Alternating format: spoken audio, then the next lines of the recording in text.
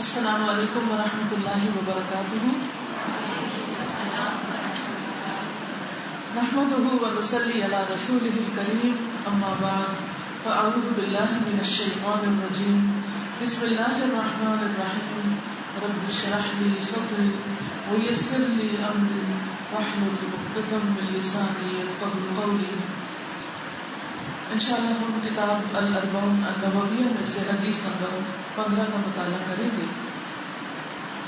عن ابی ہریرہ رضی اللہ عنہ ان رسول اللہ صلی اللہ علیہ وسلم قال من كان يؤمن بالله واليوم الآخر فليقل خيرا أو ليصمت ومن كان يؤمن بالله واليوم الآخر فليكرم جاره ومن كان يؤمن بالله واليوم الآخر فليكرم ضيفه. رواه البخاری ومسلم. ابو ہریرہ رضی اللہ عنہ سے مروی ہے کہ رسول اللہ صلی اللہ علیہ وسلم نے فرمایا، جو شخص اللہ اور قیامت کے دن پر ایمان رکھتا ہے تو اس کو چاہیے کہ اچھی بات کہے ورنہ خاموش رہے، اور جو شخص اللہ اور آخرت کے دن پر ایمان رکھتا ہے وہ اپنے پڑوسی کی عزت کرے، اور جو شخص اللہ اور یوم آخرت پر ایمان رکھتا ہے اس کو چاہیے کہ اپنے مہمان کی عزت کرے. آئیے اس حدیث کو عربی میں سنتے ہیں. آداب اسلامیہ فلیقل خیرا او لیصمت ومن كان يؤمن بالله واليوم الآخر فليكرم جاره ومن كان يؤمن بالله واليوم الآخر فليكرم ضيفه. اس حدیث میں ہم دیکھتے ہیں کہ نبی صلی اللہ علیہ وسلم نے 3 چیزوں کو ایمان کا حصہ بتایا. ایمان صرف دل میں کسی چیز کو ماننے کا نام نہیں ہوتا، بلکہ دل میں ایمان اقرار کی شکل میں، زبان سے اس کے اظہار کی شکل میں، اور پھر عمل سے تصدیق کی شکل میں ہوتا ہے. یعنی انسان کو جو بات وہ دل میں سچی سمجھتا ہے پھر اس کی زبان بھی اس کے مطابق بولتی ہے اور اس کا عمل بھی اس کے مطابق ہوتا ہے اور ہونا چاہیے. اگر دل اور زبان میں یا زبان اور عمل میں تضاد ہو، کنٹراڈکشن ہو، تو یہ انسان کے حق میں نقصان دہ ہوتا ہے. اسی چیز کا نام بھی منافقت ہوتا ہے. ہم عام طور پر جب ایمان کا ذکر کرتے ہیں تو صرف اللہ پر، فرشتوں پر، آخرت پر، کتابوں پر، رسولوں پر، تقدیر پر ایمان لا کر بات ختم کر دیتے ہیں. یہ سب کچھ تو ایمان کے پلرز ہیں ہی، لیکن جو ان پر ایمان لائے ان کو کچھ اور بھی کرنا ہے اور کچھ چیزوں کو چھوڑنا بھی. کرنے کی چیزیں بھی بہت سی ہیں اور چھوڑنے کی بھی بہت سی ہیں. تبھی انسان کے اندر اعتدال پیدا ہوتا ہے کہ کرنے کے کاموں کو کرے اور چھوڑنے کے کاموں کو چھوڑ دے. اس حدیث میں ہمیں پتہ چلتا ہے کہ اگر کوئی شخص ایمان کا دعویٰ کرتا ہے اور کہتا ہے کہ میں مسلمان ہوں، میں مومن ہوں، تو پھر اس کو چاہیے کہ وہ اپنی زبان کا استعمال بھی ٹھیک کرے، اور اسے چاہیے کہ اپنے آس پاس کے لوگوں سے اپنے تعلقات اور معاملات بھی درست رکھے. خصوصاً یہاں 2 لوگوں کا ذکر کیا گیا، ان میں سے ایک پڑوسی جو ساتھ رہتے ہیں اور دوسرے جو کبھی کبھار ملاقات کے لیے آتے ہیں، یعنی مہمان. جہاں تک پڑوسیوں کا تعلق ہے تو اس میں 3 قسم کے پڑوسی ہوتے ہیں. ایک وہ جو انسان کے ساتھ اٹھتے بیٹھتے ہیں، جس کو کولیگز کہا جاتا ہے، دوست کہا جاتا ہے، ساتھی کہا جاتا ہے، جو مل کے کام کرتے ہیں. دوسرے وہ جو ہمارے گھروں کے ساتھ آس پاس ہوتے ہیں، یعنی مستقل پڑوسی ہوتے ہیں، جن میں دائیں ہاتھ، بائیں ہاتھ، سامنے پیچھے 40 دنوں تک کا اندازہ لگایا گیا ہے. اور تیسرے وہ جو پڑوسی ہوتے ہیں لیکن مسلم نہیں ہوتے مگر ان کا بھی ہم پر حق ہوتا ہے. تو آئیے اس حدیث کی تفصیلات دیکھتے ہیں. ہم دیکھتے ہیں کہ یہ حدیث اور طریقوں سے بھی روایت ہوئی ہے، اور اس میں رسول اللہ صلی اللہ علیہ وسلم نے مہمانداری کی تعریف بھی کی ہے اور اس کی لمٹ بھی بتائی ہے کہ کب تک کوئی شخص مہمان کنسیڈر کیا جائے گا اور اس کے بعد وہ گھر کے فرد کی طرح ہوگا. سب سے پہلی بات یہ ہے کہ جو شخص ایمان لائے اسے چاہیے کہ اچھی بات کرے. تو اچھی بات جو ہوتی ہے وہ 2 طرح کی ہوتی ہے، کیونکہ یہ حکم دیا گیا کہ اچھی بات کرے یا خاموش رہے. اچھی بات کی پہلی قسم یہ ہے کہ وہ بات اپنی ذات میں اچھی ہو، اٹ سیلف اچھی ہو. جیسے اللہ کا ذکر ہے، انسان تسبیح پڑھتا رہے، درود شریف پڑھتا رہے، کوئی بھی ذکر کرے، قرآن مجید کی تلاوت ہے، کسی کو اچھی بات کی تعلیم دینا، نیکی کا حکم دینا، برائی سے روکنا، یہ سب کچھ بذات خود اٹ سیلف اچھی بات ہے. اور دوسری خیر ہوتی ہے الخیر لغیرہ، کہ بات بذات خود تو اتنی اچھی نہیں ہے، یعنی اس کے برابر نہیں کہ جو اللہ کا ذکر ہے یا قرآن کی تلاوت کے برابر بھی نہیں ہے، لیکن ویسے اچھی ہے کیونکہ وہ جس طریقے سے کی گئی ہے، جہاں کی گئی ہے، اس سے کسی کو فائدہ پہنچا. مثال کے طور پر آپ کسی شخص سے اس کا حال چال پوچھتے ہیں، تھوڑا سا اس کے ساتھ ہنسی مذاق کر لیتے ہیں، اب اس کا دل اچھا ہو جاتا ہے، اس کی وحشت دور ہو جاتی ہے، اس کا دل خوش ہو جاتا ہے. تو اب آپ دیکھیے کہ مثلا آپ کہتے ہیں کہ آپ کا کیا حال ہے، آپ اچھے ہیں، ابھی کوئی ذکر تو نہیں نا، اللہ کا ذکر نہیں ہے، یہ تو دنیا دارانہ بات ہے، لیکن مقصد اچھا ہے کہ آپ دوسرے کو احساس دلا رہے ہیں کہ میں تمہاری پریزنس کو اکنالج کرتا ہوں، کہ آپ موجود ہیں، آپ میری توجہ میں ہیں، میں آپ کے بارے میں کنسرن ہوں. تو اس لیے انسان جب کوئی اچھا مقصد دے کے کوئی بات کرتا ہے تو وہ بات بھی اچھی کہلاتی ہے، خاص طور پر جس سے لوگوں کا دل اچھا ہو جائے، جس سے لوگوں کو خوشی حاصل ہو، جس سے کسی کو کوئی فائدہ پہنچے، کسی کی وحشت دور ہو جائے، کسی کو کوئی اچھا مشورہ مل جائے. تو یہ سارے اچھے مقاصد ہیں. تو یہ باتیں بھی اچھائی میں شامل ہوتی ہیں، یہ بھی انسان کے لیے اس کی حسنات میں اضافے کا ذریعہ بنتی ہے. نبی صلی اللہ علیہ وسلم نے فرمایا کہ کسی نیکی کو کرتے ہوئے اسے معمولی نہ سمجھو، اگرچہ تم اپنے مسلمان بھائی کو کشادہ چہرے سے ملو، یعنی اچھی طرح خوشی کے ساتھ خوش ہو کے ہنستے مسکراتے ہوئے دوسرے کو ملو.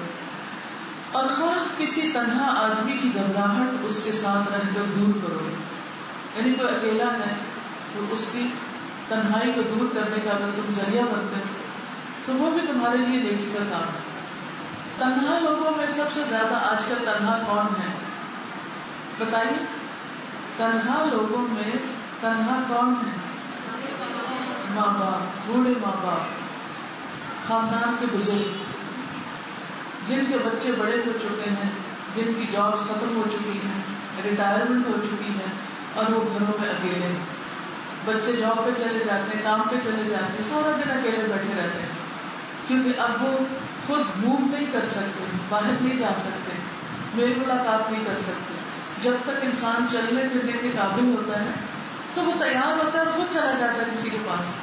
کبھی بازار چلے گئے، کبھی کسی سے ملنے چلے گئے، کبھی کسی کی عیادت کے لیے چلے گئے، کوئی جنازہ ہے تو اس میں چلے گئے، کوئی بیمار ہے تو اس کی خدمت کے لیے چلے گئے.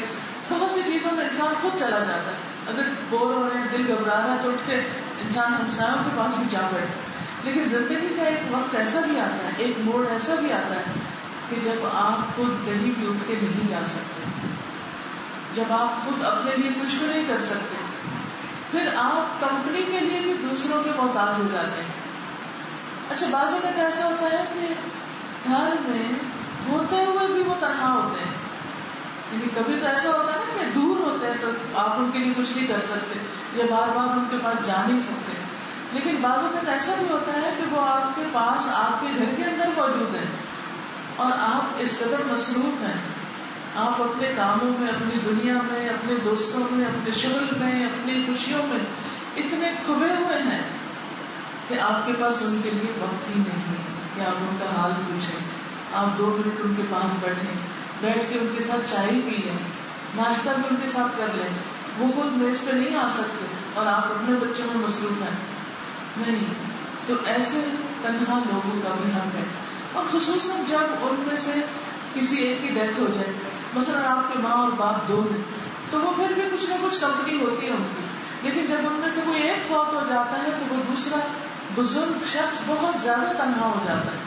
پھر بسا اوقات اس کے مزاج کے اندر چڑچڑا پن بھی آ جاتا ہے اور اس کو کوئی بھی اچھا نہیں لگتا. پھر اس کے بعد ایکسپیکٹیشن زیادہ ہوتی ہے, اور جب کوئی پورا نہیں کرتا تو ناراض بھی ہو جاتے ہیں, کیونکہ سینسیٹیو ہو جاتے ہیں نا بزرگ, تو وہ چھوٹی چھوٹی بات پہ ناراض ہونے لگتے ہیں. تو پھر ان کی ناراضگی سہنا اور پھر بھی ان کے ساتھ اچھا کرنا, تو یہ ایمان کی علامتوں میں سے ہے. اسی طرح ضروری نہیں کہ وہ ہمارے رشتے دار ہوں, یہ بھی ہو سکتا ہے کہ وہ ہمارے نیبرز میں ہوں, یہ بھی ہو سکتا ہے کہ وہ نان مسلم ہوں. مجھے ایک بار کسی نے بتایا, وہ سوشل ورکر ہے اور وہ بوڑھے لوگوں کے ساتھ کام کرتی ہے. تو میں نے جب ان کے کام کی تفصیلات پوچھی تو میرا دل دہل گیا.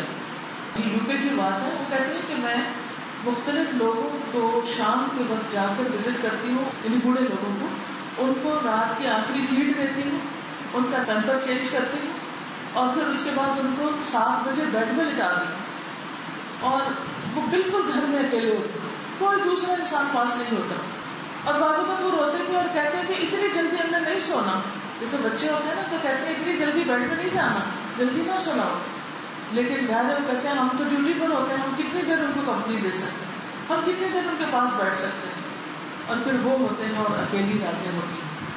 اور بعض اوقات سردیوں میں تو بہت لمبی لمبی راتیں ہوتی ہیں کہ دن چڑھ کے نہیں دیتا. تو اس قدر تکلیف ہوئی کہ ساری زندگی اتنی ایکٹیو گزاری, معاشرے کی خدمت, لوگوں کی, اپنی ذات کی عیش و عشرت کرتے ہوئے, لیکن بڑھاپے میں کوئی پوچھنے والا نہیں.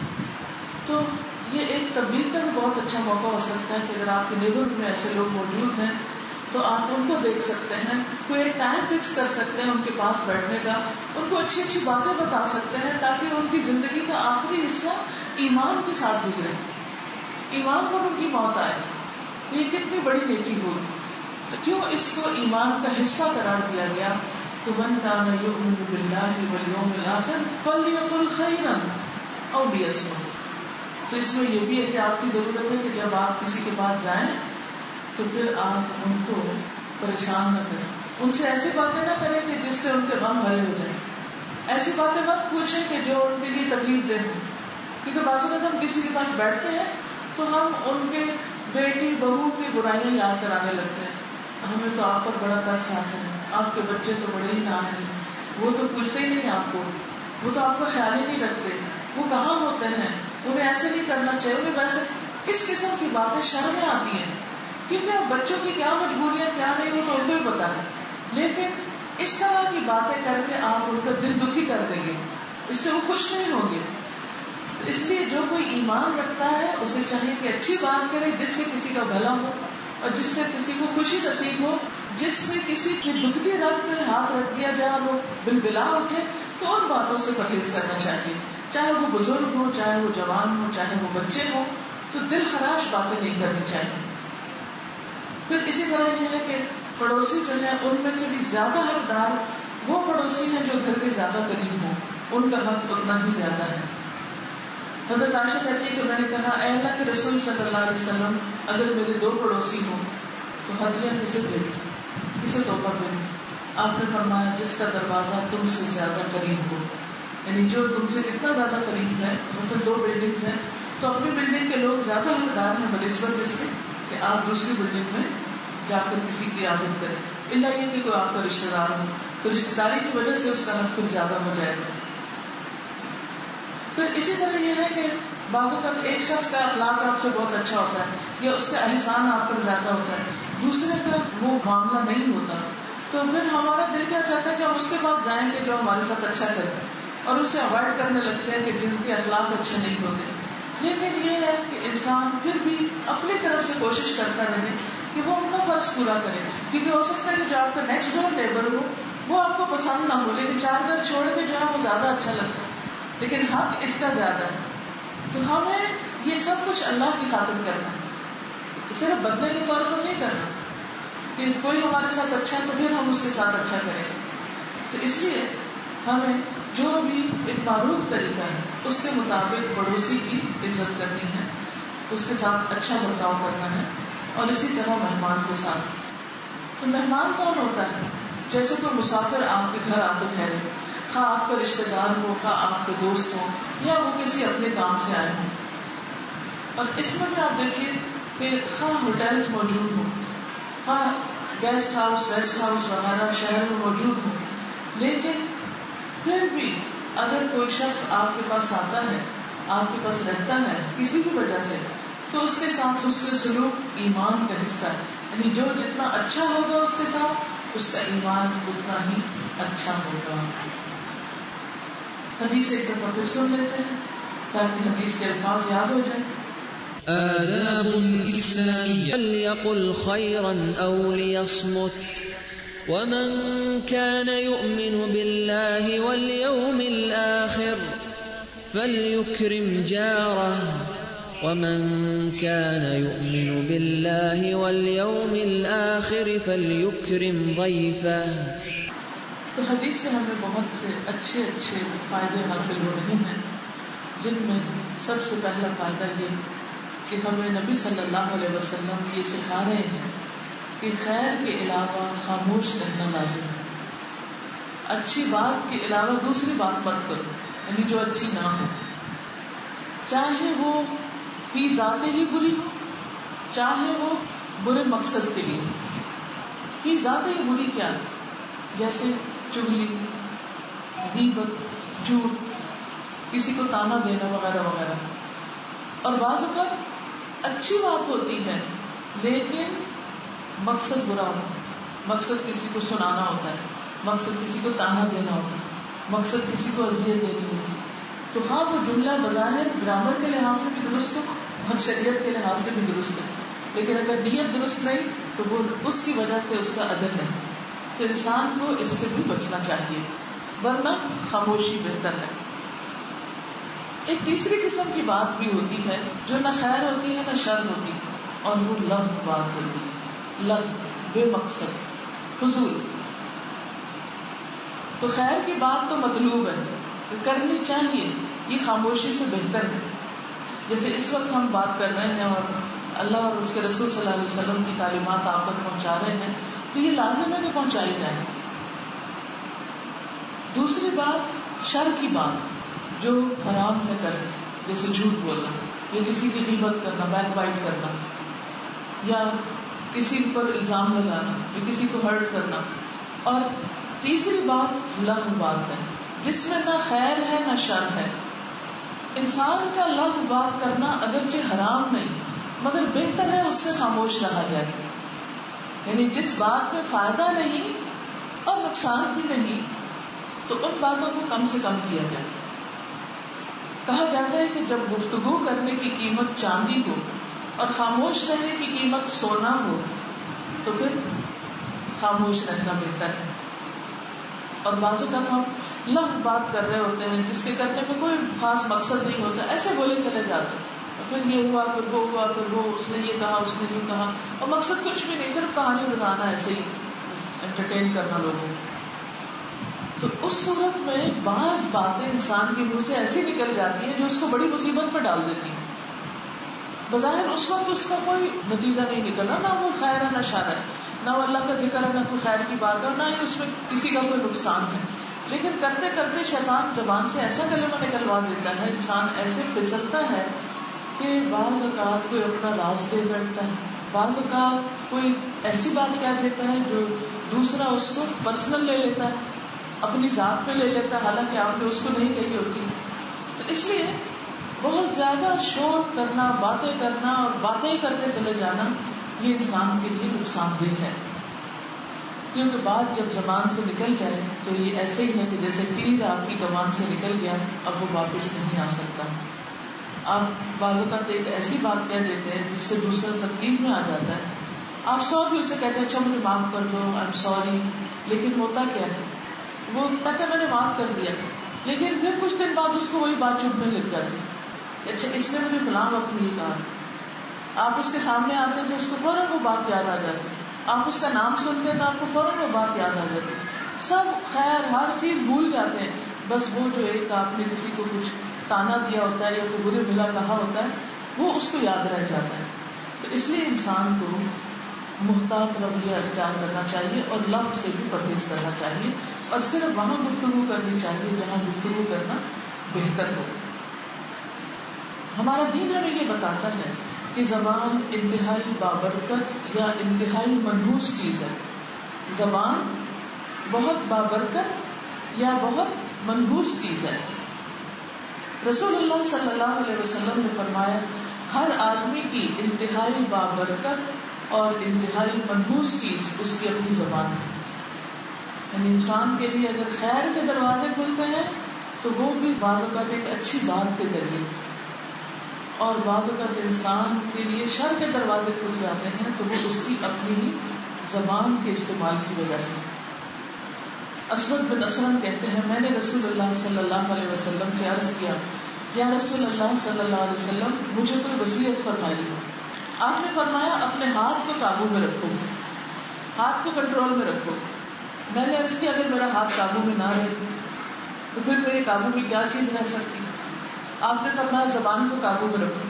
پوچھنے لگے کہ اگر میری زبان قابو میں نہ رہے تو پھر میں کیا کروں؟ فرمایا پھر تم اپنے ہاتھ کو بھلے کام کے لیے بڑھاؤ اور اپنی زبان کو بھلی بات کے لیے. یعنی اگر استعمال کرنا ہی ہے تو پھر ان کے لیے کوئی پلاننگ کرو کہ اچھے کام کون سے کرنے. یعنی ہاتھوں سے کیا کیا اچھا کرنا ہے، کیا لکھنا ہے، کیا بنانا ہے، کسی کو کوئی خدمت کرنی ہے، کوئی فائدہ پہنچانا ہے. یہ اسی طرح زبان سے پھر کیا کرنا ہے آپ نے. یعنی کچھ لوگ ہوتے ہیں نا کہ وہ چپ رہ نہیں سکتے، کچھ لوگ فطرتاً خاموش ہوتے ہیں، وہ کم وہ ہوتے ہیں، کم بات کرتے ہیں. لیکن کچھ لوگ ان کو چپ کرانا بہت مشکل ہوتا ہے کیونکہ ان کی عادت ہوتی ہے بولنا، انہوں نے کچھ نہ کچھ بولتے رہنا ہے. تو ایسے لوگوں کو بھی حل بتا دیا گیا کہ اگر تمہیں بہت بولنا ہے تو پھر اپنے لیے کوئی ایسی پلاننگ کرو کہ جس سے خیر کی بات تمہیں ملے، یعنی تمہارے منہ سے خیر کی بات نکلے. ورنہ تو کیا ہے کہ انسان اپنی ہی زبان کے ہاتھوں نقصان اٹھا جاتا ہے. یعنی کوئی سام بچھو انسان کو اتنا نقصان نہیں دیتا جتنا خود اس کی اپنی زبان سے نکلے ہوئے غلط الفاظ نقصان دیتے ہیں، جو اس کے لیے ہلاکت کا باعث بن جاتے ہیں. اسی لیے ہم دیکھتے ہیں کہ حضرت عمر نے ابو بکر رضی اللہ تعالیٰ عنہ کو دیکھا کہ حضرت ابو بکر اپنی زبان کو کھینچ رہے. تو حضرت عمر نے ان سے پوچھا کہ اے مومنوں کے خلیفہ، اے خلیفہ رسول اللہ صلی اللہ علیہ وسلم، یہ کیا کرنا ہے؟ انہوں نے کہا یہ مجھے ہلاکت گاہوں کی طرف لے جاتی. ابو بکر جن سے بڑا تقویٰ امت میں کسی کو بھی نہیں، سب سے زیادہ اللہ سے ڈرنے والے، تو کہتے ہیں کہ مجھے یہ ہلاکت کی طرف لے جاتی ہے، اس کی وجہ سے مجھے بہت سے نقصان اٹھانے پڑتے ہیں. تو اگر ابو بکر کا یہ حال تھا رضی اللہ عنہ تو ہمارا کیا حال ہو سکتا ہے؟ اور پھر رسول اللہ صلی اللہ علیہ وسلم نے فرمایا جسم کا ہر حصہ اللہ تعالیٰ سے زبان کی تیزی کی شکایت کرتا ہے. یعنی باقی اعضاء جو ہیں وہ زبان کی وجہ سے پریشان ہوتے ہیں کہ گڑبڑ تو زبان کرے گی لیکن سزا سارے جسم کو ملے گی. اس لیے یا تو انسان اس کو کنٹرول میں رکھے یا پھر اس سے اچھے کام لے. ابو سعید خدری کہتے ہیں کہ جب ابن آدم سبو کرتا ہے تو اس کے جسم کے سارے اعضاء زبان سے کہتے ہیں کہ ہمارے معاملے میں اللہ سے ڈرو، اگر تم سیدھی رہی تو ہم بھی سیدھے رہیں گے، اگر تم ٹیڑھی ہوگی تو ہم بھی ٹیڑھے ہو جائیں گے. پھر اسی طرح صحابہ جو تھے وہ اپنی زبان کو خود خطاب کرتے تھے، خود مخاطب کرتے اور خود کو نصیحت کرتے، یعنی اپنے آپ کو نصیحت سنواتے. شقیق بیان کرتے ہیں کہ عبداللہ رضی اللہ عنہ نے صفا پہاڑی پر تلبیہ پڑھا اور کہا اے زبان خیر و بھلائی پر مشتمل کام کرنا، اے زبان خیر و بھلائی پر مشتمل کلام کرنا، کہ تو غنیمت حاصل کر لے تو خاموش رہا کر تاکہ سلامت رہے اور ندامت نہ ہو. لوگوں نے پوچھا عبد الرحمن یہ کلمات تو اپنی طرف سے کہہ رہے ہیں یا کسی اور سے؟ یعنی کیا کسی سے سنے ہیں تم نے؟ خود صرف اندر سے بول رہے ہو یا کسی اور کے دوران ہے؟ انہوں نے کہا کسی سے نہیں سنے.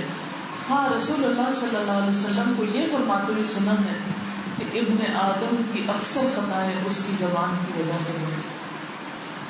یعنی اگر گناہوں کو گنا جائے تو آپ دیکھیے مثلاً کچھ گناہ کان سے ہوتے ہیں، انسان کو ایسی بات سن لیتا ہے، وہ دن میں کتنی باتیں سن لیتا ہے کسی کی.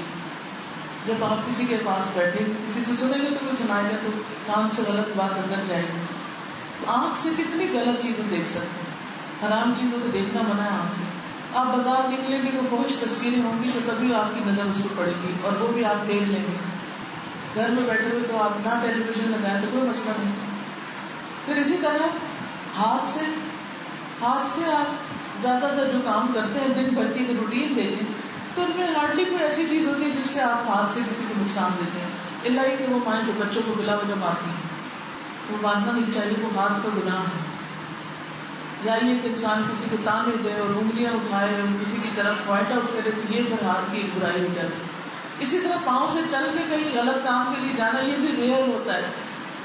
سب سے زیادہ آسانی سے کیا چلتا ہے، جو پاؤں سے بھی زیادہ اور ہاتھ سے بھی زیادہ تیزی سے چلتا ہے، وہ انسان کی زبان ہوتی ہے. اس لیے اس کو کنٹرول کرنا سب سے زیادہ مشکل ہے، اور سب سے زیادہ گناہ بھی اسی سے ہی ہوتے ہیں. پھر آپ صلی اللہ علیہ وسلم نے فرمایا اس بات کو کرنے سے بچو جس پر معذرت کرنا پڑتی، اس بات کو کرنے سے بچو جس پر معذرت کرنی پڑے. تو پھر انسان اپنے لیے اچھی اچھی باتوں کے پروگرام بنائے، اچھی باتیں کرنے کے پروگرام بنائے. تو کچھ لوگوں کو اللہ تعالیٰ نے بولنے کی بڑی خاص صلاحیت دے رکھی ہوتی ہے اور انہیں اپنی صلاحیت کا پتہ بھی ہوتا ہے، لیکن یہ نہیں پتا ہوتا اسے استعمال کہاں کریں. تو ان کے لیے خاص طور پر یہ نقطے جو میں بیان کرنے لگی ہوں فائدے کی ہیں کہ اگر آپ کو بولنے میں ڈھنگ آتا ہو اور آپ ایک اچھے اسپیکر اور آپ دوسروں کے ساتھ اچھی طرح کمیونیکیٹ کرنا چاہتے ہیں اور آپ بات کرنا اور بات سننا بھی پسند کرتے ہیں، تو پھر کیا کریں؟ رسول اللہ صلی اللہ علیہ وسلم کی احادیث کی روشنی میں دیکھیے کہ جب کوئی اچھی بات کرتا ہے تو پھر وہ کس کس طرح فائدہ اٹھاتا ہے اور کس کس طرح نقصان سے اپنے آپ کو بچاتا ہے.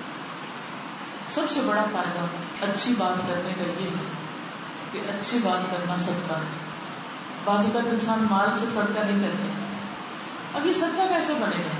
صدقہ اس صورت میں کہ آپ جو بولیں اس سے کسی کو یا فائدہ پہنچے، یا وہ اللہ کے قریب، یا وہ آخرت کی فکر کرے، یا وہ کوئی اچھی نئی بات سیکھ جائے، یا اس کے دنیا کے کسی کام میں آسانی ہو جائے. یا اگر آپ دیکھ رہے ہیں کہ اس وقت دوسرے کو سنانا فائدہ مند نہیں تو خاموشی اختیار کر لیں، سما خراشی سے دوسرے کو بچائیں. یعنی آپ کے اچھا بولنے کا مطلب یہ نہیں کہ آپ ہر وقت خود بولتے چلے جائیں، یعنی اپنی اس صلاحیت سے ان یا ناجائز فائدہ اٹھائیں. تو اس سے بھی بچنا چاہیے کہ آپ دوسرے کو اتنا سنائیں کہ دوسرا آپ سے بیزار ہو جائے، چاہے وہ اچھی باتیں کیوں نہ. تو اچھی باتیں بھی حکمت کے ساتھ کی جائیں، اتنی کی جائے جتنی دوسرا ڈائجسٹ کر سکے، کیونکہ بہت لمبی باتیں بھی دوسرے کو بڑا بوجھ بن جاتی ہیں. اب مثلاً آپ دیکھیں کہ اگر آپ کو ایک وقت میں بہت سا کھانا کھانا پڑ جائے تو آپ کیا کریں گے؟ کیا کریں گے؟ آپ سک ہو جائیں گے، آپ تھرو کر دیں گے. یہی حال باتوں کا ہے.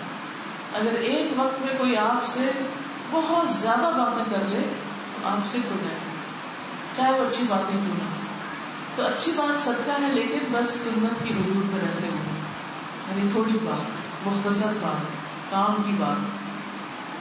پھر اچھی بات کہنے کا فائدہ یہ ہے کہ یہ اچھی بات آگ سے بچا سکتی ہے. رسول اللہ صلی اللہ علیہ وسلم نے فرمایا اتقوا النار ولو بشق تمرۃ فإن لم تجد فبکلمۃ طیبۃ.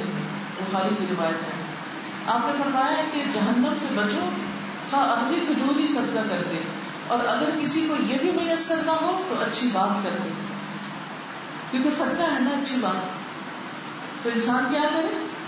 صدقے میں کسی کو کچھ کھانے کو دے، لیکن اگر کھانے کو نہیں ہے تو پھر کسی کو اچھی بات کر کے اس کا دل خوش کر دے. اسی طرح ایک اچھی بات انسان کے جنتی ہونے کا فیصلہ کر سکتی ہے.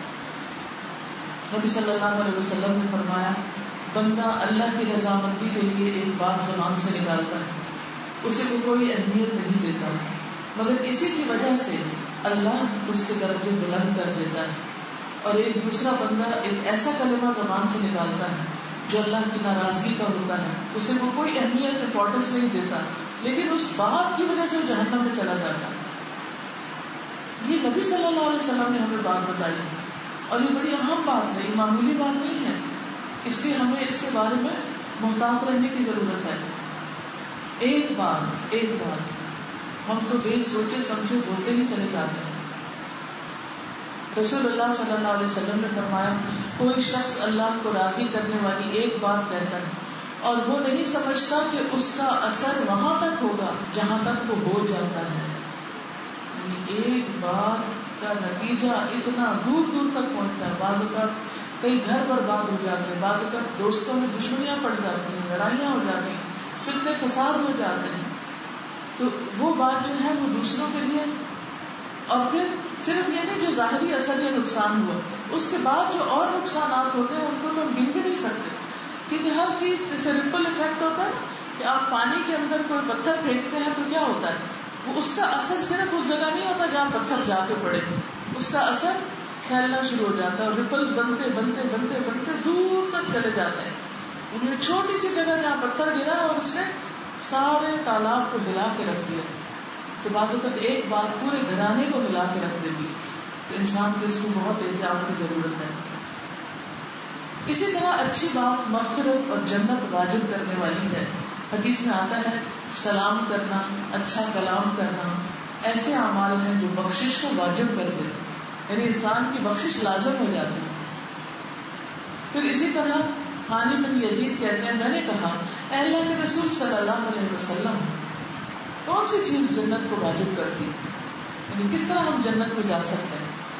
آپ نے فرمایا بس تم عمدہ کلام اور کھانا کھلانے کو لازم کرو، یعنی لوگوں سے باتیں بھی اچھی کرتے جاؤ اور ان کو اچھے اچھے کھانے بھی کھلاتے جاؤ، یہ چیز جنت کو واجب کر دیتی. لیکن ہم بعض اوقات کھانے میں بلا لیتے ہیں اور کھلا بھی دیتے ہیں، لیکن اس کے ساتھ باتیں ایسی کرتے ہیں کہ جو دوسرے کو بگاڑ دینے والی ہوتی ہیں، کیونکہ باتیں جو ہیں وہ بعض اوقات اچھی بھی ہوتی ہیں لیکن بے جا ہوتی ہیں. جیسے کسی بچے کی اتنی تعریف کر دینا کہ وہ بھول جائے اور اپنی پڑھائی چھوڑ دے، یا اس کو اتنا ڈانٹ ڈپٹ دینا، اتنا کوس دینا کہ وہ بالکل ہی اپنے بڑوں سے بھاگنا شروع کرے. آپ نے دیکھا ہوگا کئی بچے بزرگوں سے کتراتے ہیں، وہ ان کے پاس نہیں بیٹھتے، الگ اتنا پیار کرتے ہیں، بلاتے ہیں، آتے ہیں، گلے لگاتے ہیں، وہ بچے اکڑ کے پیچھے ہٹ جاتے ہیں. کیا وجہ ہوتی ہے؟ کیونکہ وہ ڈرتے ہیں. کیوں ڈرتے ہیں؟ کہ انہوں نے ابھی کو ڈانٹ دینا ہے. تو ان چیزوں سے بچنا چاہیے، کیونکہ ان ساری چیزوں کے آثار اور امپریشنز پڑ رہے ہیں ایک ینگر جنریشن میں. جب وہ بڑے ہوں گے تو وہ اس طرح ہی آپ کو یاد کریں گے.